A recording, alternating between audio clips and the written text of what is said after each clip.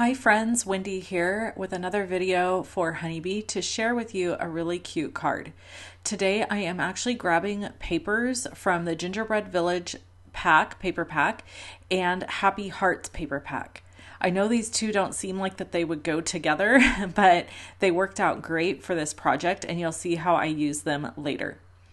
I'm also going to use the Lovely Layers hamster cage and the Lovely Layers hamster to make my card. And these look like really complex, complicated projects to put together, but they're actually not because we have the help of our Lovely Layers layering guide. These layering guides that are provided by Honeybee are absolutely awesome for putting together your projects, and they come together in a breeze. So here's what the dies look like. And I am not going to bore you with cutting all of these pieces and parts on video. What I'm going to do instead is I am actually just going to show you everything I've already die cut. So I put it all in a cello bag and stacked it all on top of each other. And I have to admit, I've already put these together once in another card, which I'll show you at the end of the video. So I kind of know how this is all going to go and how it's going to go together. If you were doing this for the first time, what I did is I like to do the practice of prepping all of my pieces and laying them out separately after die cutting them so that I can easily follow the layering guide. So here we're using that Happy Hearts pattern paper and I'm cutting it at 5 3/4 by 4 1/2. And this is going to get glued to the top of my 5 3/4 by 5 3/4 piece of cardstock. I have a white piece of cardstock there that I'm going to layer this pattern paper to. It's a very soft pink color with polka dots. So this is my wallpaper. Then I have cut a piece of paper from the gingerbread that is cut at 1 1/2 by 5 3/4. And this is going to be my little countertop or shelf, or I don't know, it could be it could be the floor. It could be the living room floor. Wherever you think a hamster cage would sit in your life. And then I'm going to layer this to a piece of 6 by 12 cardstock that I scored at 6 to make a 6 by 6 top folding card. Here I am going to glue with my Honeybee glue all around. I actually started out using my precision glue press, but the current precision glue press bottle I have in is a little bit less of a fine tip than this one, and so this actually worked better to use it. I like having multitudes of glue in my office so that I have lots of choices. I made the decision to cut 2 cages and stack them on top of each other because I felt like it made it look a little bit more sturdy, and I felt like it gave it a little bit better craftsmanship in the end. I went with dark and light pinks to build my hamster cage, and each piece that I layer on just brings this cage that much more to life. To put on this little shelf inside the cage, all I did is count 3 cells down. So these remind me of like spreadsheet cells. So I counted 3 down and glued it under that so it would be glued in the fourth row. Then I layered the little hamster house together using dark pink cardstocks. And again, I just made the choice to go back and forth between my cardstocks in order to get these all pulled together. And I felt like using my reverse tweezers from Honeybee was essential in order to put everything together correctly and have it not be a big mess on my fingers, even though I admit that I still ended up with glue on my fingers. So here I'm just starting to build the inside of this really cute hamster cage. And then I've cut different color different color vellums, and I'm using those for my, what are these things called? There's a word for them. Not runners, tunnels. Maybe we're going to call them tunnels for now. I think there's a different word than that, but we're going to call them tunnels. So these are the little tunnels that your little hamster can run in. I'm going to be honest. I I put these together multiple ways. I put the yellow pieces that are the connector pieces multiple different ways to connect the pieces and parts. So I wouldn't get too hung up on how these go together because they look just fine however you put them. And then I'm just following the layering guide to finish it out. And this is what the finished product looks like. I loved using the vellum. If you didn't have colored vellum, you could always most certainly use just a regular clear vellum. This is a vellum pack that I got online. So anyway, you can use colored vellum. You could even color the vellum with your Copic markers, alcohol safe markers, if you wanted to color it. So here our little hamster has to have a wheel. So again, I'm just looking at the layering guide. I know you can't tell that that's what I'm doing while I'm putting this together, but I have it just off to the right hand side and I'm looking at it as I piece all of these parts together for my little hamster. So as I continue to layer these pieces and parts and get them all put together and add them to the cage, I want to make a couple of notations. First is really pay attention to your layering guide as to which items need to be glued down first in the hamster cage, because otherwise you could end up where you have to pull stuff apart to get stuff put in there correctly. So for example, if you wanted your hamster to be in front of this hamster wheel, then you would need to put your hamster together first and then put him on the wheel and then put it in the cage.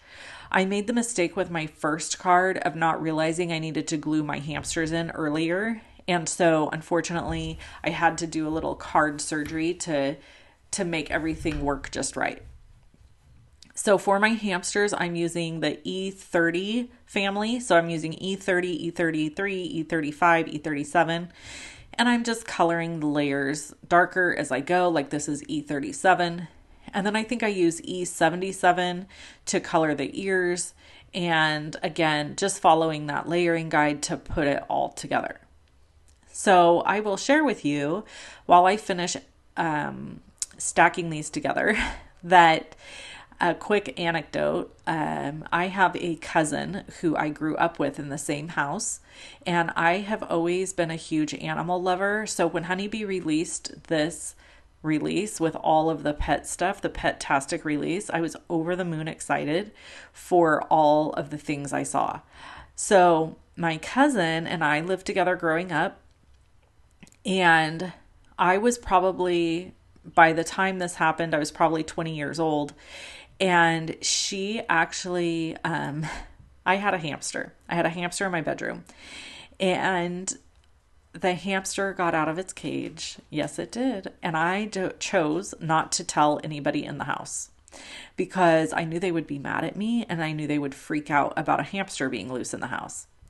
I've always had animals my whole life. Side note, back to the card. Here you can see that this hamster is, I considered putting it inside the tube, going up the tube, and then I decided not to do that because you couldn't see it quite as well, but I could definitely see in the future making another card with it one in the tube.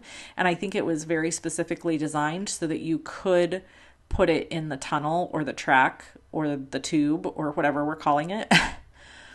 So anyway, long story short, which I could give many more details on, this hamster of mine showed up in my cousin's bed one night. And in the middle of the night, she came and woke me up to let me know that the hamster was no longer in its cage, to which I knew already. So I was very thankful that my hamster was caught and got to be put back in its cage. So yes, I'm probably the only person in the world at 20 years old that owned a hamster, but I always had to have some sort of animal in my life, be it a cat, a dog, hamsters, horses, whatever it was. So this card, I tell you that little short version of the story because I'm going to send this card to my cousin, because to this day, it is a running joke between her and I about my hamster that got loose and showed up in her bed and woke her up. So this hamster that I'm coloring is going to go on the outside of the cage because that's what seems appropriate. because she is the one that found this hamster outside of the cage that it was supposed to be in. So for the hamsters, again, I'm not even doing any shading. I'm just coloring each layer a different color. So for the hamster here, I started with an E33, then I did E35, and then E37 for the darkest color. And they do have a die cut for their little eyeballs, and I did put it on the other hamster that's in the cage already. But for this hamster, I decided to just use a dark Copic marker and put a little dot for his eyeball. So that's just a second option that you can do if you don't like messing with all the little teeny tiny fiddly parts. It's not a big deal for you to just use your Copic markers to add some of those details if you want to. There are a couple layers to the ears, but I just personally didn't go through the effort of layering them because I felt like I didn't really feel like it had to happen. This is the little nut that the hamster has in his hands that he's chewing on.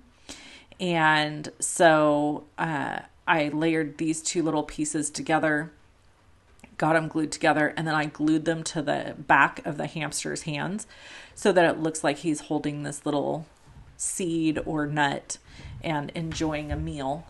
And he'll be sitting outside of his cage while he does so.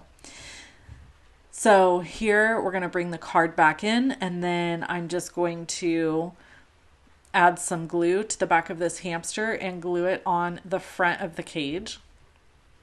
Our little escape artist hamster. If you've ever owned hamsters or rats of any kind, you know that it does not take much for them to be able to get out of a cage. They are very smart and wily little things. And then for my sentiment, I decided, we got to do the inside first. So I cut myself a piece of 5 3/4 by 5 3/4 cardstock to mat the inside of this card.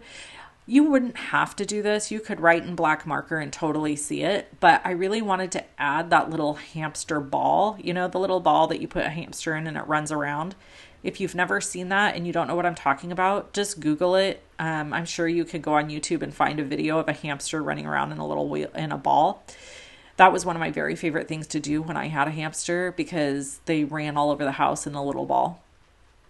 And so this pretty much is the finished card. We just have to add a sentiment. So I thought that the perfect sentiment was anyone can be cool. What does the rest of it say? We'll find out in a second. I can't remember what the rest of the sentiment says. This is from You've Got a Friend in Me, or You've Got a Friend, I think is the name of the stamp set. Yeah, You've Got a Friend. And it comes with coordinating dies.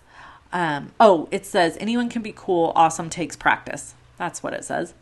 And so my cousin is pretty awesome, and I cannot wait to send her this card. Now, I do want to make mention that a 6x6 card takes extra postage. It will not go through the mail with one stamp. So you have to be willing to use extra postage if you're going to make a 6x6 card. I purchased some 6x6 envelopes on Amazon to have on hand to send 6x6 cards. I don't very often send them because they are expensive to mail. Here is the other card I made, sending happy thoughts your way. I am not 100% sure who I'm going to send a hamster card to that says that, but I do have a lot of animal lovers in my life, so I'm sure I'll find a use for it somewhere along the way. I really hope that you enjoyed this video, and thank you so much for hanging out with me. If you have any questions about the supply list, it's linked below the video, and I will catch you next time. Bye-bye, friend.